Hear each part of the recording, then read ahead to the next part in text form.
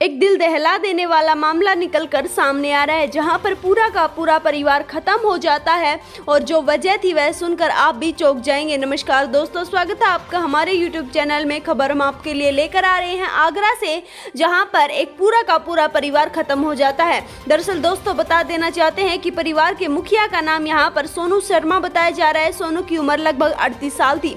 उनकी एक बड़ी खूबसूरत पत्नी थी जिनकी उम्र 35 साल बताई जा रही है, जिनका नाम गीता है।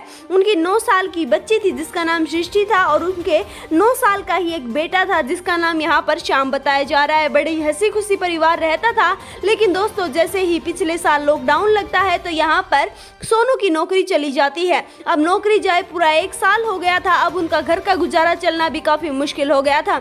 इस बात को लेकर दोनों परिवार में लड़ाई भी झगड़े होते रहते थे। यहाँ पर पति पत्नी में काफी बार झगड़े भी होते थे। दरअसल दोस्तों इधर उधर से कर्जा ले लेकर ही घर का गुजारा चल रहा था, लेकिन अब यह सब कुछ चलना भी काफी मुश्किल हो गया था, क्योंकि लोगों को इस बात का पता चल चुका था कि इनके पास ना ही रोजगार है ना ही पैसे हैं। इसलिए लोगों ने अब उधार देने से भी साफ साफ मना कर दिया था।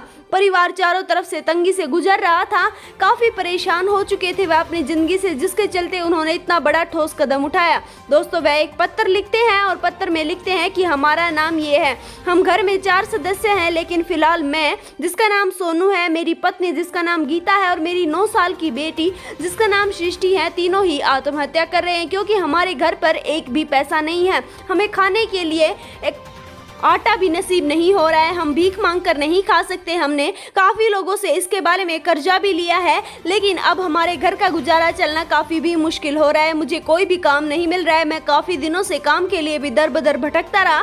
दोस्तों वह पत्र इतना इमोशनल था, इतना भावुक कर देने वाला था कि पुलिस वालों ने जैसे ही उस पत्र को पढ़ा उनकी भी आंखें भर आई। दोस्तों यह सब कुछ पत्र लिखने के बाद तीनों परिवार वाले फैसला करते हैं कि वह अपनी जान दे देंगे, जिसके चलते वह अपने घर में ही फांसी लगाकर अपनी जान दे देते हैं। अपनी जान देने के बाद उनका एक छोटा बेटा जिसका नाम यहाँ पर श्याम बताया जा रहा है, श्याम यहाँ पर घर से बाहर खेलने गया था। तीनों घर में ही थे, जिसके चलते तीनों ने फांसी लगा ली। श्याम घर के बाहर खेल रहा था, तभी अचानक से श्याम की बुआ जो उसके पड़ोस में ही रहती थी, पड़ोस में आकर वह बोलती है कि तुम्हारे घर से थोड़ा सा आटा ले आओ। जिसके बाद श्याम अपने घर पर आटा लेने जाता है, लेकिन अचानक से देखता है तो तीनों की लाशें ऊपर लटक रही थी।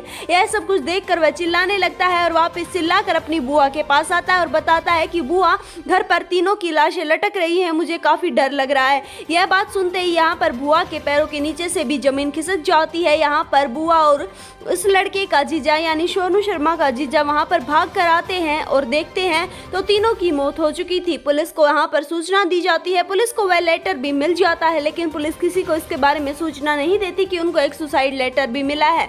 दोस्तों यहाँ पर जो सोनू शर्मा की लिखाई थी उसको यहाँ पर पत्र के साथ मैच किया जा रहा है। पुलिस का कहना है कि शायद यह हत्या भी हो सकती है, किसी ने कर्ज के चलते इनकी हत्या कर दी हो, लेकिन अभी तक इसके बारे में कुछ भी स्पष्टीकरण कहना मुश्किल है। फिलहाल पुलिस इसको आत्महत्या की एंगल से ही जांच कर रही है। दोस्तों इस वीडियो के लिए इतना ही, मिलते हैं अगली वीडियो में किसी नई वारदात के साथ।